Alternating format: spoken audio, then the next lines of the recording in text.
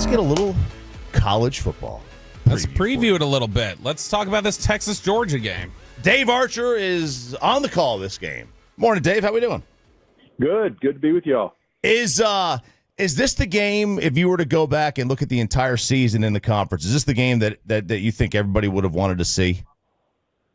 Yeah, it's a good question. I think that there's probably fan bases across the SEC would say no with you, but these are the two teams that kind of held their water and kind of stayed near the top of the rankings all year long. Certainly Texas is that category. Georgia had one other stumble along the way against Ole Miss, but I think these are the two teams that are the highest rank coming in, and they've kind of maintained that. So, yeah, I think this is the matchup you're looking for. You know, one of the things that I looked at, and I noticed this, and it really stood out to me, and it has nothing to do with the actual game necessarily, but if I was a Georgia fan or a Georgia player or coach or whatever, anyone around that program, and you go on the road and you're up 23-0 on a team, or 20-0, and you're now a dog, an underdog, basically in your own backyard, was that surprising, you think, for people in the Georgia fan base?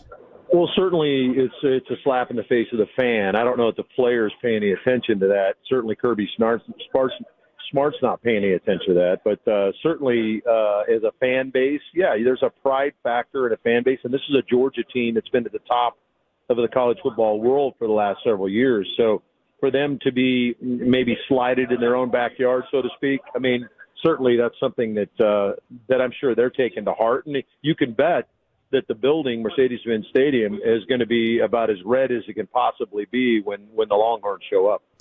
Dave, you know, in the first matchup, it felt like, at least to me watching it back, you know, Kirby Smart has done such a great job over the years, just with, like, you know, late front shifts and doing different things to kind of challenge what teams are looking at pre-snap. And it looked like Texas wasn't prepared for that at all. And that it really challenged a lot of their blocking and an offensive line that had been, you know, really heavily praised leading up to that game.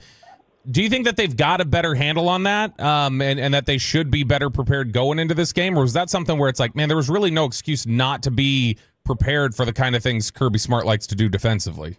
No, I think it's fair to say that, you know, Georgia caught them a little off guard, took them into some deep water that maybe they hadn't been tested early on in the season.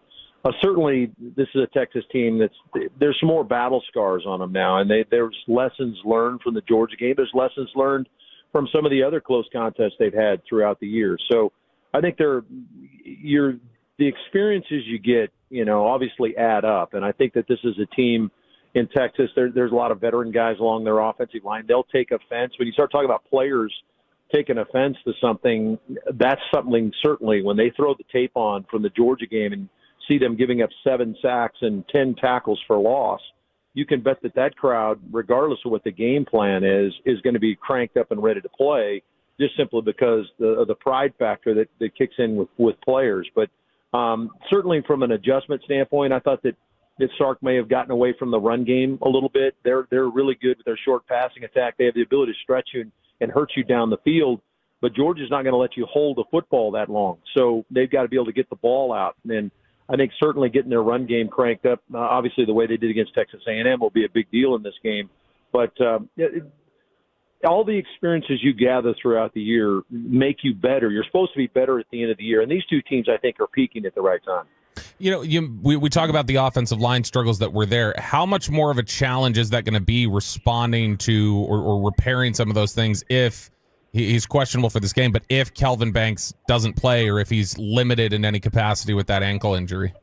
Yeah, it's certainly a big deal when you don't have your left tackle. I mean, this is a guy that's, 39 starts. He's been anchoring that left side. And even though they struggled some in the Georgia game, or mightily in the Georgia game, I'm sure he was chomping at the bit to be a part of this. But, from what I understand and the way he left the building in College Station with his foot in a boot, it didn't sound good. But maybe the doctors were able to get him to a point where he's ready to play. But again, if he's wounded, that's something Georgia is going to see blood in the water, and they're going to try to get after him, no question. So I think that it makes it a taller task.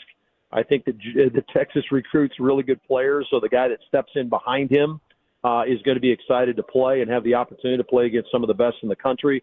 And Michael Williams is one of those guys. Dave Archer joining us here on 105.3 The Fan. Texas and Georgia game you can hear right here on 105.3 The Fan. 2:30 tomorrow afternoon. Georgia has struggled with mobile quarterbacks. They allowed 100 yards on the ground to Milroe and Haynes King. Do you suspect a little bit more Arch in this game because of that? I would certainly see him potentially in short conversion situations, 3rd and 2, 3rd and 3, some of those situations in between the 20s. But I think there's a good chance you're going to see him a lot more in the red zone. I think that his ability to come down and affect this game in the red zone. I thought Arch in this game kind of had that eyes wide open type of deal, maybe deer in the headlight look the last time he got in the game. I think he got in the game, ran the ball 3 times. I know he did. He punched in a touchdown against A&M last weekend, but he wasn't a factor in the Georgia game. I think he got in and ran the ball 4 times, I think, for -1 yard or something like that. So I think there'll be a much better concerted effort. He'll be a much better player. We talked about experience and what does that mean moving forward in the season. I think Arch will be much more prepared for the opportunity should he get in against Georgia because he knows what he's going up against. But I expect him to be a lot more involved, especially in the red zone. How's Carson Beck looked since the Ole Miss game?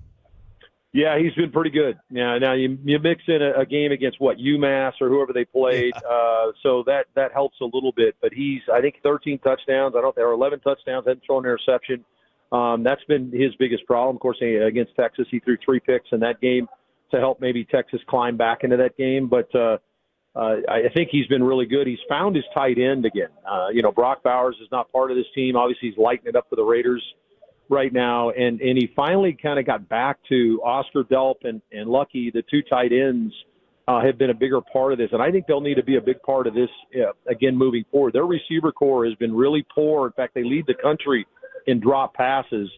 He's got to find a way to get his tight ends and his backs involved in the game to help him move the football against a Texas team that I know they're going to be dialed in to try to stop the run game and try to get after it. It looks like Etienne, there's a chance Etienne might play for Georgia. It's kind of on again, off again. That was his best game as a Georgia Bulldog since transferring from Florida to Georgia against Texas, where he had 3 rushing touchdowns and had just under 100 yards rushing.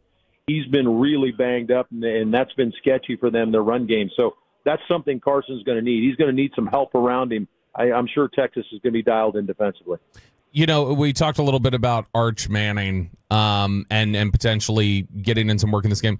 What are your thoughts on Quinn Ewers? I know you played the quarterback position. When you watch him, there seems to be a lot of hot and cold for Texas fans. Like there are moments where they're like, yeah, this is our guy. This guy could have been a Heisman contender. And then there are other moments where you watch him, you're just like, why is there so much timidity to kind of push the ball down the field? What do you think when you look at Quinn as a quarterback?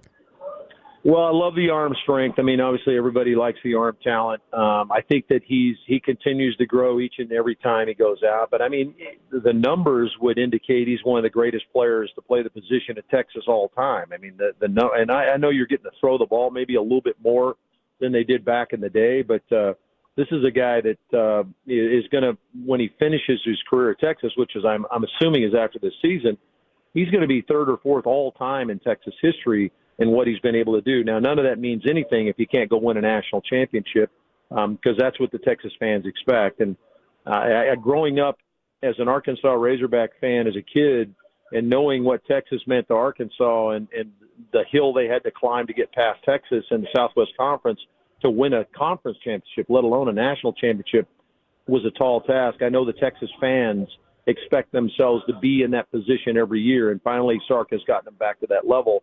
So they hearken back to those players that allowed them to win national championships, and maybe that's the part that Quinn's got to get over the top. I thought he had him in position to beat Washington last year in the playoff. It just didn't happen. They had a throw into the end zone to potentially do that. Didn't get that done. Here's his second opportunity to do that. So I think that when it all said and done, Ewers is going to be one of the all-time greats that played at Texas. Talking with Dave Archer here on 105.3 The Fan. He will be on the Texas-Georgia call, a call you can hear right here on 105.3 The Fan tomorrow.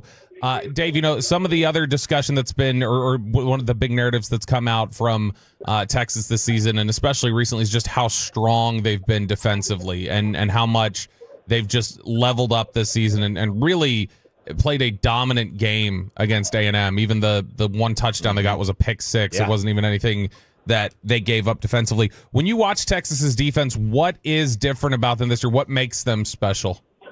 Well, I think it's a team defensive unit. I think that there's certainly guys that are playing across the front, second level, third level that you'll find in the National Football League at some point later on in their careers, and some of those guys will be doing that next year. But what you see is a group that plays together, and I thought that was very evident against Texas A&M. A&M prides itself on bullying you on the defensive side of the football. I thought Texas was the bully in the Texas A&M game in College Station last weekend. I just thought that they dominated the football game, limited the run game, got after the passer. They won the money down, and then when you tried to go for it on fourth down, they won that down too. So, but I think they're a collection of their parts. I think they've got guys that know where they're supposed to be defensively. They fly around and get after people, and Pete Kwiatkowski's done an excellent job of assembling a group, kind of a group mentality defensively as opposed to individual stars making plays. And I think they relish kind of playing together. I think it's a fun group to watch. They've held, opponents under 100 yards 5 times this year. So that'll be a tall task for Georgia to get after this. And I think their feelings hurt a little bit. When you start thinking about memories and experiences, I think Texas's defense is probably coming in this with a little bit of a chip on its shoulder based on what happened in Austin here about a month and a half ago. So, Dave, we are obviously here in the Dallas area, so a lot of Texas Longhorns fans. So just from the perspective of when we look at the Longhorns trying to avenge what previously happened against Georgia and trying to correct things and win this game, if Texas wins this game on Saturday, what do you think we're looking back? How are we talking about this game? How are we describing, they did this, or, they came at it from this way? What do you think a Texas victory likely has to look like? Well, Sark tried to build this team a few years ago when they were still in the Big 12 in the image of what an SEC team is supposed to be. They're supposed to be big, rough, get after you up front on both sides of the football. We saw some of that from Georgia's defense, or from Texas's defense a year ago. We're seeing it again this year. Their offensive line, big, rough guys that can come off the ball. They ran the football for 240 yards or whatever it was against A&M last weekend. That's the kind of the MO here. If they can bloody Georgia's nose physically, because Georgia prides itself on the physicality piece of it.